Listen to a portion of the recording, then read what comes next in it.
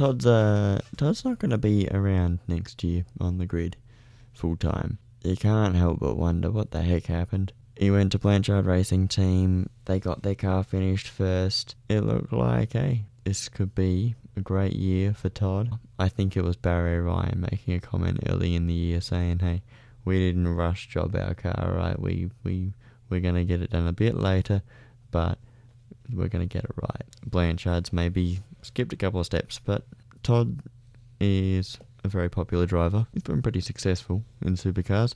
He hasn't found a happy home except for a Mattstone Racing. It's unfortunate that he didn't get the seat and instead Nick Percat got it. Now, I would have been thinking, come on, 3 times the charm, Todd. 3rd time around, we can get it right. You can be right in there where you should be.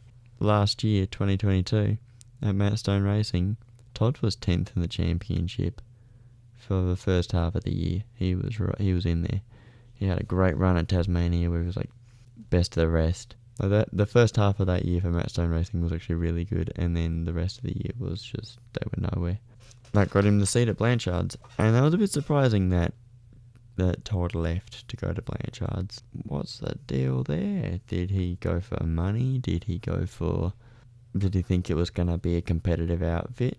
He seemed to think that that's what they needed to do. It was a win for Blanchard's, I guess, because they got a driver who was doing really well in a not great car. And I know he came 18th in the championship, but that's just sort of where you end up when you have a really crappy end to the... he beat Jack Le Brocq, so, yeah, look at where Jack is this year. Todd will probably be a bit further up. The 2017 Super 2 champion, pretty damn good at Super 2 for debut 2014 for Mattstone Racing. Did 4 years, and they won the championship. Both team and driver jumped into the main game. And it was really tough, because they had an FGX Falcon, which in a parity sense was an inferior car. Not only that, but they also didn't have a technical alliance. Like they weren't getting like data or anything, so they're just doing it by themselves. And halfway through the year they went, this is just not working. Switch to the VF Commodore, get a deal for the next year. ZB Commodore, AAA Technical Alliance in 2019. Todd comes out swinging at the Adelaide 500.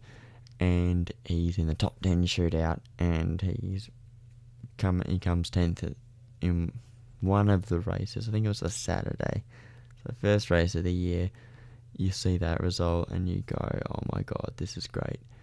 And it was a sort of weekend because Mark Winterbottom, for his first weekend in a ZB Commodore, also did really well. Again, in a parity sense, the Mustang was a superior car and the ZB was actually the worst car.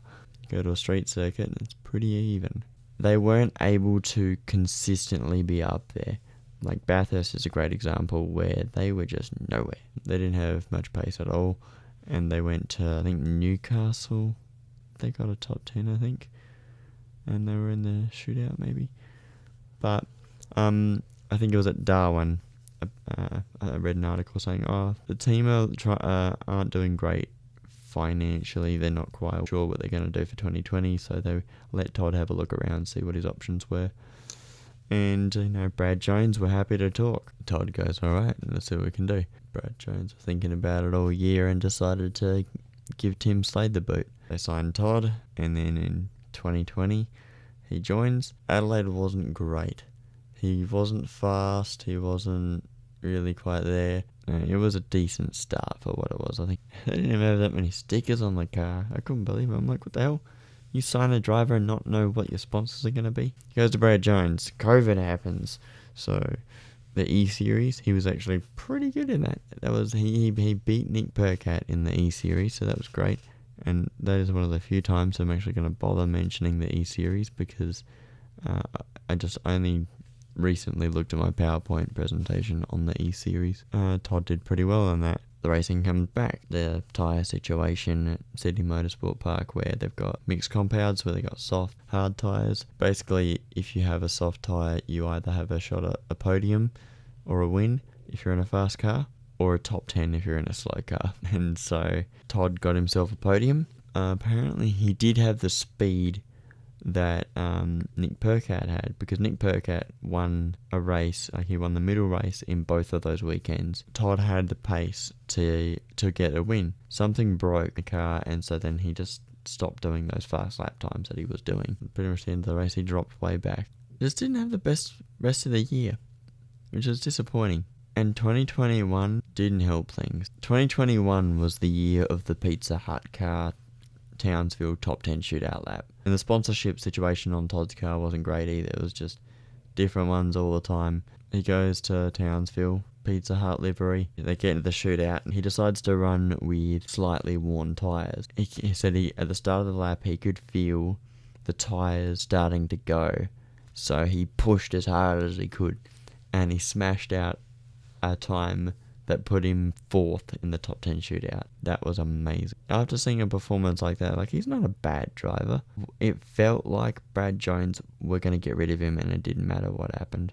Todd was like, I'm happy to stay at BJR. BJR were rumoured to be grabbing Bryce Fullwood because Bryce was going to get dropped from Walkinshaw. I think in the articles it was like, yeah, Todd's not going to be at Brad Jones next year. Then he gets a bunch of top 10s. He gets himself into the top 15 for the championship. And he was down in 18th all year. He was a shocker. Then he gets back with Matt Stone Racing because they know he's good. They know he's a great driver. I think that the issues with the thing at Blanchard's is a Blanchard issue. I don't think it's a car issue. Most of the time, they rock up and they just do not have it. You think that they're going to rock up at Adelaide and be a chance at the top 10? I don't think so. For some reason this year, in Gen 3, Blanchard Racing Team, maybe they did cut corners, maybe they did sort of do whatever they could to just have a car ready and decide, it doesn't really matter what we've got, we'll just make it work. Barry Ryan knew that, no, we have an opportunity to get our best parts in, our best suppliers, best everything, and do this. And that's what they did. They built the best car they possibly could, which turned out to be a championship contender. You gotta wonder what the hell happened at Blanchard's, and Mirko De Rosa doesn't seem to be happy with things there. Is he still there? I don't know. I heard that he was leaving. He was going on, not gardening leave, but he's got family stuff. The Driver's Seat podcast was that's not really true, is it? He's leaving. That's what Premier said about Matt Cook before they got rid of him. Sometimes you gotta work out where the problems are, but at the same time, maybe there's a whole bunch of people who are underperforming. God knows. Maybe the driver's not doing a good enough job. Todd got in the top 10 shootout at Sandown, and that was crazy, because he'd be like, what the hell? Where did you pull that speed from? That car's not good. And he did. He just rocked up in the top 10 shootout, did a decent lap, got in the race, and dropped. And we're like, what? What the hell? What's going on, Todd? What's going on? So Todd's out. He's not going to be on the grid. He's going to be a really good co-driver. Yeah, Todd's a great driver. What the hell happened?